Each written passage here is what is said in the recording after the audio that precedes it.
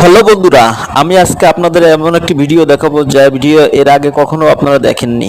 ভিডিওটি সম্পূর্ণ দেখুন, তাহলে অনেক অনেক মজা পাবেন। একটা বৃদ্ধ মহিলা গাছের গায়ে হেলান দিয়ে বসেছিল।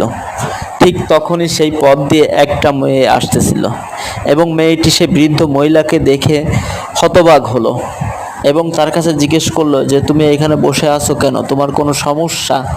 তখন সেই বৃদ্ধ মহিলাটি বলল যে আমার কোলে একটা বাচ্চা আছে, আমার বাচ্চা নিয়ে আমি বসে আছি।